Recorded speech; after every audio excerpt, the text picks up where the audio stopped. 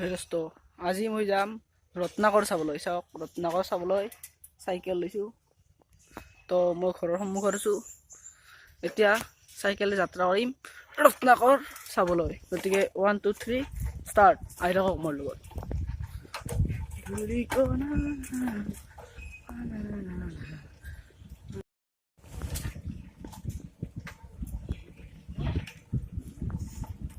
ৰত্নাকৰ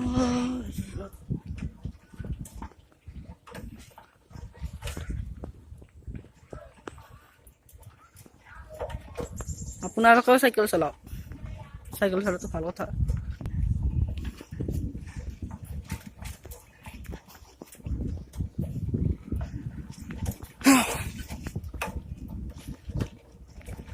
বহুত ঠেকচা ভাই আয়া।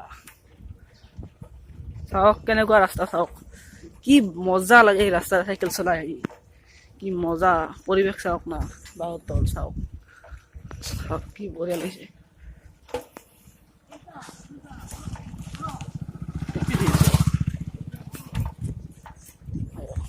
চাওক পুখুৰী, ডাঙৰ ডাঙৰ মাছ আছে ইয়াত।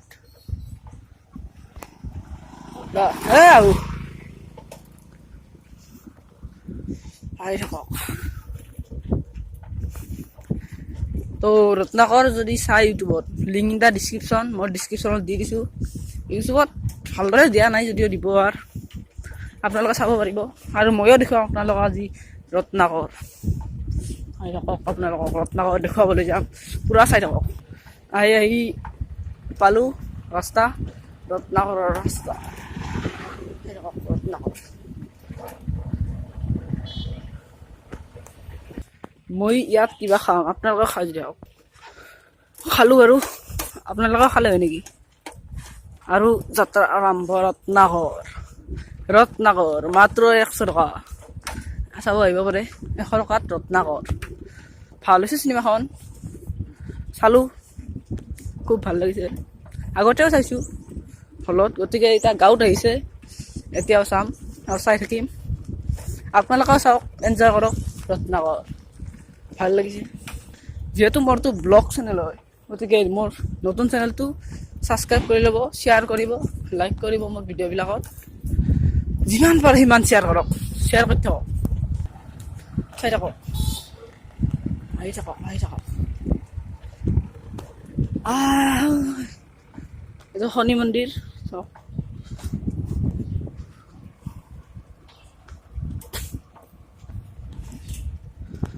বাপ্পা মন্দিৰ ইয়াত।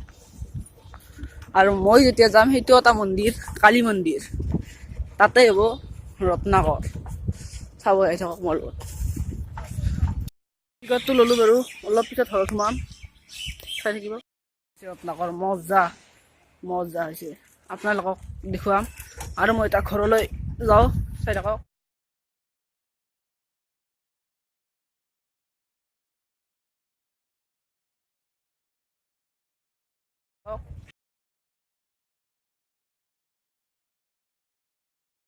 আহিছিলোঁ সেইটো ৰাস্তাৰে যাম ঘৰলৈ, চাই থাকক। মজা হৈছে ৰত্নাকৰখন, আপোনালোকে চাব পাৰিব। মজা কৈছোঁ না মই, কি মজা ভাই। চাই থাকক ৰত্নাকৰ।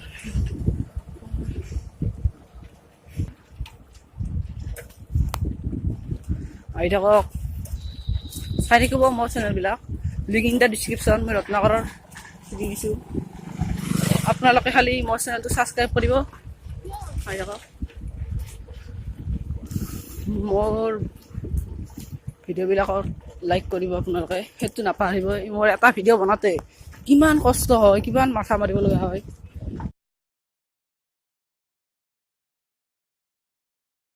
আপোনালোকে জানেই চাগে, কিমান মাথা মাৰি মাৰি, কিমান কষ্ট কৰি এটা ভিডিঅ' বনাব লগা হয়।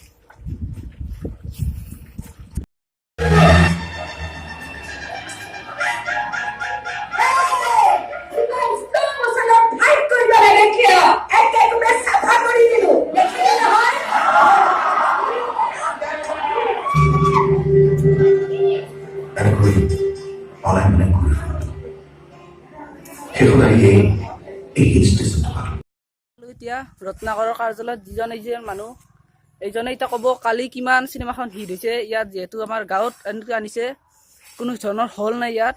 এই খুৰালে ক'ব কিমান হিট হৈছে চিনেমাখন। হয়, আমি গাঁৱৰ মানুহ, গতিকে আমাৰ ইয়াতে গাঁৱৰ এটা অডিটৰিয়াম হল বোলা নহয়, আধা অসম্পূৰ্ণ ঘৰ এটাত আমি চিনেমা প্ৰদৰ্শন কৰাৰ ব্যৱস্থা কৰিছিলোঁ। মানুহ, যথেষ্ট সংখ্যক মানুহ আহি ইয়াত মানে চিনেমা উপভোগ কৰিছে। আৰু আমি ভাবিছোঁ এই ধৰণে প্ৰতিখন গাঁৱৰ ৰাইজক এই ধৰণে আমাৰ ইয়াত যি ধৰণে ৰাণী নিচিঙা হ'ল, এই হতেৰে ঠিক এই ধৰণে অইন গাঁৱতো এনেকুৱা চিনেমা উপভোগ কৰাৰ কাৰণে মই অনুৰোধ ৰাখিছোঁ কৰ্তৃপক্ষক। তেখেতসকলে যাতে আমাৰ ইয়াত যি ধৰণে মানে ৰাইজৰ হেতাও পৰা, ঠিক তেনেকৈ যাতে অইন গাঁৱতো এই ধৰণে ভাল প্ৰদৰ্শন হয়, তাকে কামনা কৰিছোঁ মই।